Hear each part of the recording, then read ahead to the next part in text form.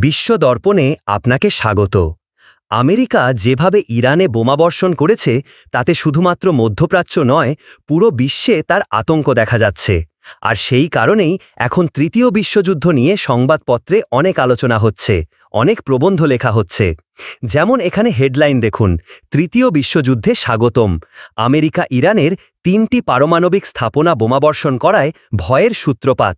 Trump কি বিশ্বযুদ্ধ শুরু করলেন? আসলে গতকালই অনেক সংবাদপত্রের অনেক সম্পাদকীয়তে লেখা হয়েছিল যে make no mistake, a world war just begin.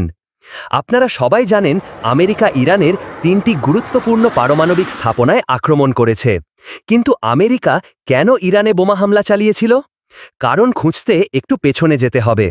ওবামার সময়ে ইরানের সাথে জেসিবি অর্থাৎ joint comprehensive plan of action নামে একটি চুক্তি স্বাক্ষরিত হয়।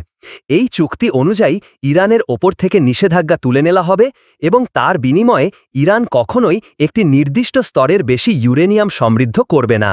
কিন্তু 2018 সালে ডোনাল্ড ট্রাম্প নির্বাচিত হওয়ার পর তিনি এই চুক্তি ভেঙে দেন এবং ইরানের ওপর নিষেধাজ্ঞা আরোপ করা হয়।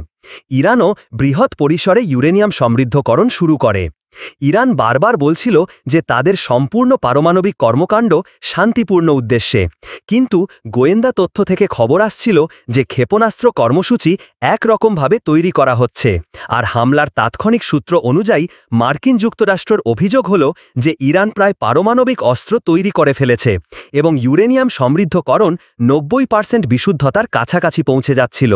তাই আশঙ্কা ছিল যে ইরান যে কোনো সময় ভূগর্ভস্থ পারমাণবিক পরীক্ষা করতে পারে, আর সেই কারণে পরীক্ষা করার আগেই আমেরিকা বোমা বর্ষণ করেছে।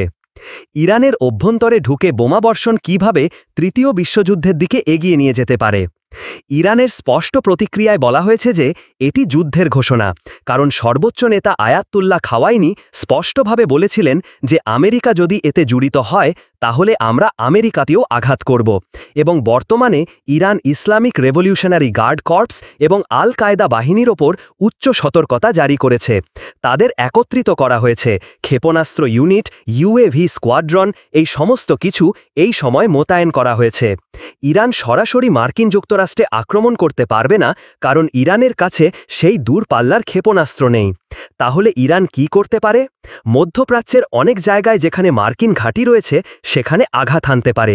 এছাড়াও এটি হিজবুল্লাহ এবং অন্যান্য প্রক্সিদের মাধ্যমে ক্রমাগত ক্ষেপণাস্ত্র ছুড়তে পারে। এছাড়াও ইরান ইঙ্গিত দিয়েছে যে তারা হরমুজ প্রণালী বন্ধ করে দিতে পারে, যার কারণে বিশ্বব্যাপী তেল সরবরাহের 20% বন্ধ হয়ে যেতে পারে এবং বিশ্বব্যাপী প্রক্সি স্লিপার সেলের মাধ্যমে সন্ত্রাসী হামলা চালাতে পারে।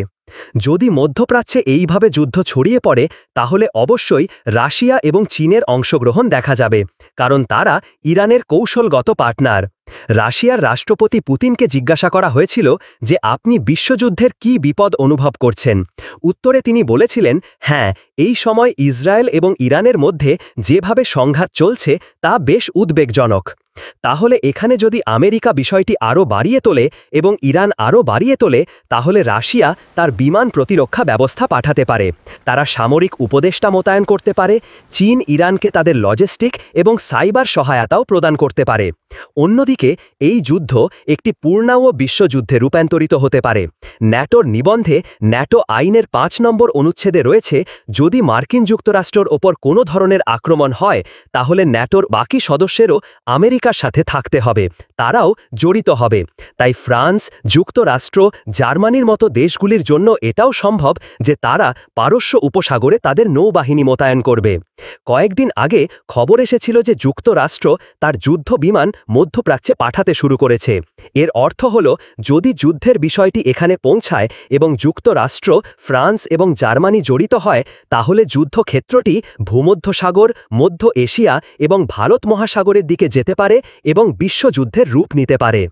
আপনি এই সম্পর্কে ঠিক কী ভাবছেন কমেন্ট সেকশনে জানাতে ভুলবেন না।